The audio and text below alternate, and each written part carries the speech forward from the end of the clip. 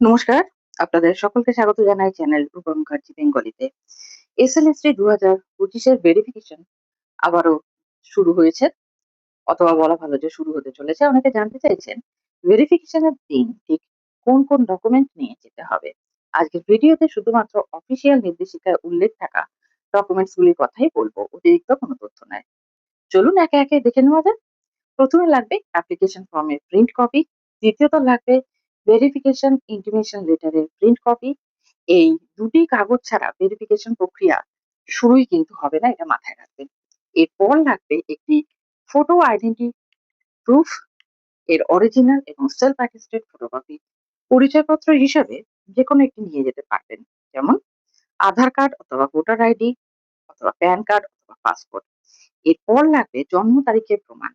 এর জন্য মাধ্যমিকের অ্যাডমিট কার্ড অথবা মাধ্যমিকের সার্টিফিকেটের অরিজিনাল এবং সেলফ অ্যাটেস্টেড ফটোকপি নিয়ে যাবেন। যারা এসসি, এসটি, ওবিসি বা ইডব্লিউএস ক্যাটাগরিতে আবেদন করেছেন তাদের বৈধ ক্যাটাগরি সার্টিফিকেট নিয়ে যেতে হবে। বিশেষ করে ইডব্লিউএস প্রার্থীদের ক্ষেত্রে 2024-25 অথবা 2025-26 অর্থবর্ষের বৈধ ইডব্লিউএস সার্টিফিকেট লাগবে। আবেদন করা থাকলে অ্যাকনোলেজমেন্ট স্লিপও সঙ্গে রাখবেন। পিডব্লিউডি প্রার্থীদের ভ্যালিড পিডব্লিউডি সার্টিফিকেটের অরিজিনাল এবং সেলফ অ্যাটেস্টেড ফটোকপি নিয়ে যেতে হবে। যেখানে প্রযোজ্য সেখানে ক্রিমি লেয়ার বা নন ক্রিমি লেয়ার সংক্রান্ত সার্টিফিকেট সঙ্গে রাখতে হবে। গ্রাজুয়েশন মার্কশিট অরিজিনাল অবশ্যই নিয়ে যাবেন।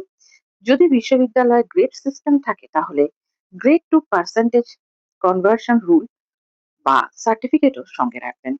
যদি পিজি নম্বর ক্লেম করে থাকেন তাহলে পিজি মার্কশিটের অরিজিনাল এবং গ্রেড সিস্টেম হলে কনভার্সন সার্টিফিকেটও নিয়ে যাবেন। টিচার ট্রেনিং কোয়ালিফিকেশনের সমস্ত অরিজিনাল ডকুমেন্টসও সঙ্গে রাখতে হবে। এছাড়া টিচার ট্রেনিং ইনস্টিটিউটের এনসিটিই রেকগনাইজেশনের প্রমাণপত্র নিয়ে যাবেন। যারা গভর্নমেন্ট এডেড বা গভর্নমেন্ট স্পন্সর স্কুলে কাজ করার অভিজ্ঞতা ক্লেম করেছেন তাদের সেই সংক্রান্ত প্রয়োজনীয় প্রমাণপত্র রাখতে হবে। সবশেষে একটি অত্যন্ত গুরুত্বপূর্ণ বিষয়, সমস্ত অরিজিনাল ডকুমেন্টসের ফটোকপি সঙ্গে রাখবেন। প্রতিটি ফটোকপিতে নিজের স্বাক্ষর করবেন। সম্ভব হলে অতিরিক্ত সেট ফটোকপি সঙ্গে রাখুন।